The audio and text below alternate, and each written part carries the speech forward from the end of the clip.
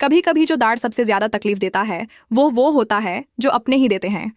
आज मन सुंदर की 4 अप्रैल के एपिसोड में जो होने वाला है वो सिर्फ एक ड्रामा का सीन नहीं, ये उस रिश्ते का चहलुम है जो दादी और इस घर के बीच था।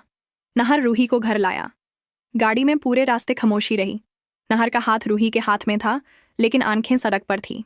वो सोच रहा था, और जो सोच रहा था वो एक बात बार-बार आ रही थी। वो औरत जो रूही को रात को दूध पिलाती थी, जो हर सुबह उसके लिए दुआ मांगती थी, उसने ही ये किया। घर में दखील होते ही नहर ने देखा दादी ड्राइंग रूम में बैठी हैं, कुछ पढ़ रही हैं, हाथ कांप रहे हैं। नहर ने फोन टेबल पर रखा, स्पीकर ऑन किया। रोहित की आवाज कमरे में भर गई। वो एक्टर जो नकली पंडित बना था, उसने सब कुछ बताया।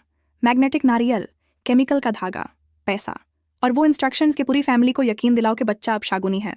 दादी का चेहरा देखते रहो, आप देखेंगे एक औरत का अंदर से टूटना। रूही धीरे से एक कदम पीछे गई।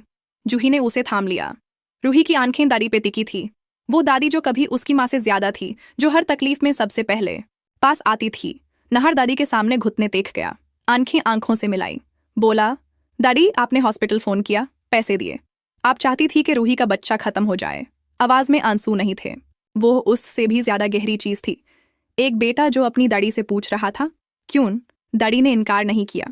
वो रोने लगी, बोलने लगी। डर लगता था, कर्ज की बात, घर की बर्बादी, सालों से इस परिवार को तकलीफ में देखा है। सब सच था, दार सच था, लेकिन जो उसने किया वो दार का हक नहीं देता था। पूरा परिवार इस सीन का गवाह बना। कोई चुप था, कोई रोता था, कोई यकीन नहीं कर सकता था।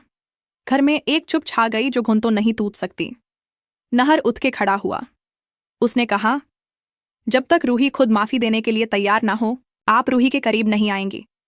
ये सजा नहीं थी, ये हिफाजत थी। रूही अपने कमरे में आई। वो किसी से बात नहीं करना चाहती थी। वो एक कोने में बैठ गई, आंखें बैंड, सपने भी बैंड।